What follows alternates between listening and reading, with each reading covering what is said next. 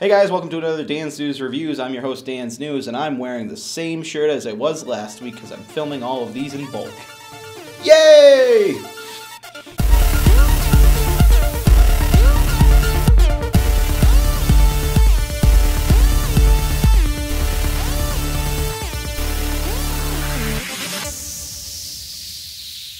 Alright, today I am reviewing the juggernaut of comic book movies, the Avengers.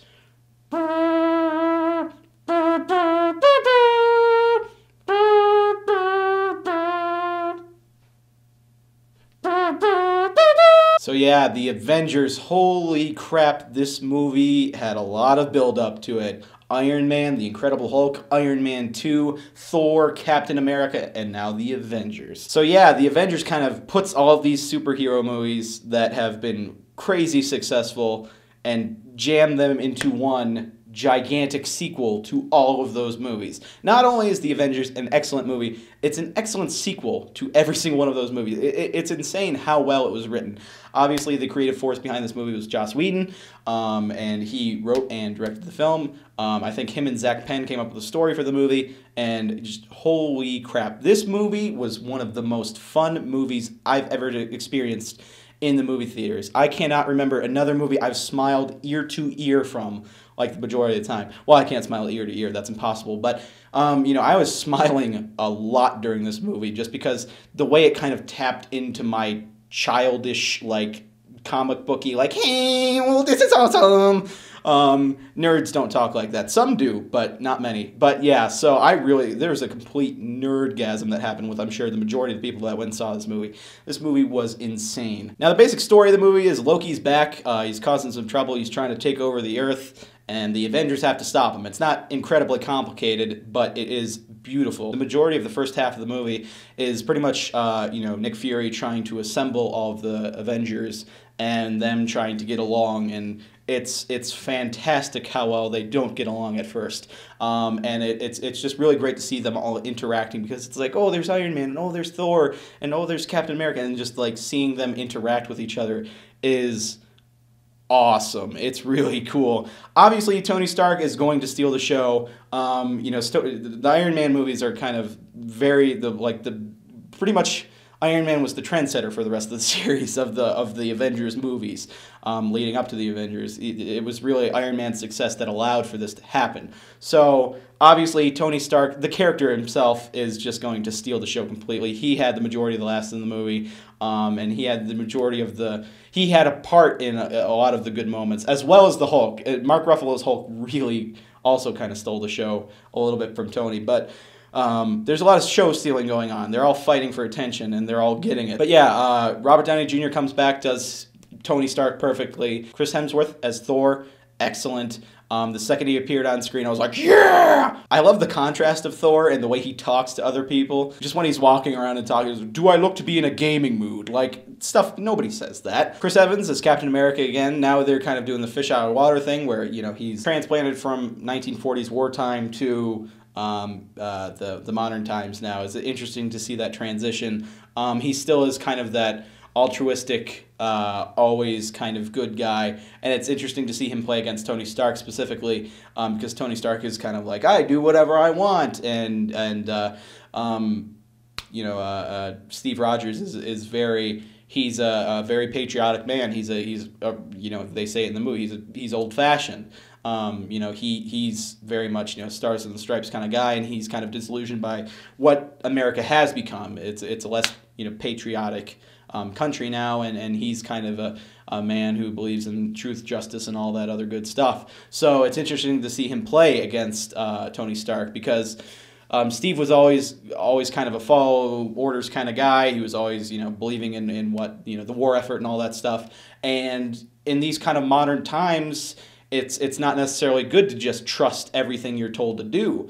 And so there's a bit of play on that between Tony Stark and Steve Rogers, and it's always really interesting to see that. As I said before, Mark Ruffalo as Hulk, he did a great job. They pretty much kind of went in the same direction with the Hulk, but changed it up a little bit. And when I say changed it up a little bit, I don't mean like he's a Hulk. He's a Bruce Banner at this point who's kind of given up on trying to, you know, stop who he is.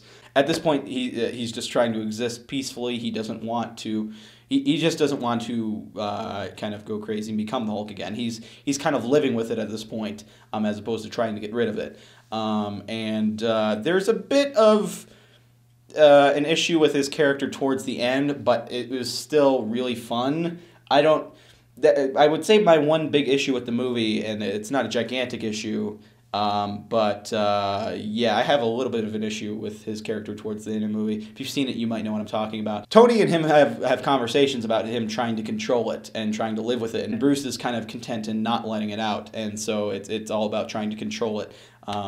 So yeah, that stuff. Scarlett Johansson as Black Widow. She was really good. I really liked her. The end. No, I'm just kidding. She was really good. She had pretty much the scene right after the title reveal of the movie, and Joss Whedon has a pretty good way of having strong female characters in his movies, and I think they did kind of something a little bit interesting with her. They kind of revealed a little bit of her dark past. She's kind of a slightly tortured person, but at the same time, she's just kind of a pretty strong part of the team. There's not a whole lot that goes on with her. Every character in the Avengers does get their scene, but outside of going around and shooting people, she doesn't do a whole lot. But she was still really good in the movie, and I really enjoyed her character. I haven't had any problems with her up to this point. Iron Man 2, she was great, and in the Avengers, she was great. So maybe she'll get her own movie eventually. I don't know. But it would be kind of cool to see that. I don't know anything about Black Widow, so it would be really kind of cool to see her off on her own, doing her own thing. So, yeah, maybe Black Widow movie. Come on, Marvel, let's go. Let's go, movie. Jeremy Renner as Hawkeye. James is a big Jeremy Renner fan, and I am a big Jeremy Renner fan too. The guy's an excellent actor. Ever since The Town, I think I've been really kind of focusing on his career because he's a really good actor. But he gets some cool moments in this movie. James was pretty pissed off at one point, but Jeremy Renner was really cool. Hawkeye was just badass throughout pretty much the entire movie. He had some really cool stuff at the end. So yeah, Jeremy Renner continuing to do good stuff. Alrighty then. And finally, with the actors, Tom Hiddleston as Loki. Holy crap, I loved Loki in Thor. He was a big highlight for me. Chris Hemsworth as Thor and Loki, both of them play so well off each other. And Tom Hiddleston, actually, I mean, he played so well off of everybody in the movie. I mean, every single character got their own individual scene with Loki, pretty much. So it was really kind of cool to see him play against all of these characters so well. And you're loving it. He is just like chewing the scenery, and he's so evil and dastardly, and he has this hidden agenda, and it's so great. So yeah, I think he was a really good bad guy for the first Avengers movie. So hopefully, with what they are teasing after the credits, hopefully that'll be cool if they do another Avengers movie down the road after each character gets their individual movie. It'll be cool to see what they do with that. So that's all the main characters. Samuel L. Jackson did well. He had a really funny line that I laughed at, where he played Samuel Jackson for about 2 seconds. The movie was excellent. There was great action, great pacing. I thought there was really good pacing. A lot of people thought the beginning was kind of slow, but I think when you have to set up all these characters, it's going to be a little slow in the beginning. People wanted to just see action, and there was plenty of action in this movie.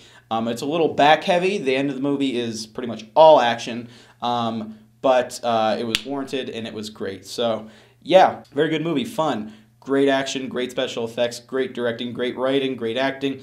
It's just an all-around great movie. This movie was top-notch fun. So The Avengers, I give it a very solid 9.5 out of 10. Holy crap, this movie was good. I saw it 4 times in theaters, each with different people pretty much each time. But yeah, it was fun each time. It's such a great movie. So yep, that's my review of The Avengers. Thanks for watching. If you couldn't tell, I really liked it. Yeah, I gave it a pretty high rating, but it was an excellent movie. Some people might say it's a little overhyped, but people said that about The Dark Knight as well, and I still find that excellent. So, yep, The Avengers, excellent movie, excellent movie. I can't wait to get it on Blu-ray when it comes out, sometime in September, I believe. So it should be out soonish, actually. Not soonish, but a month and a half, 2 months.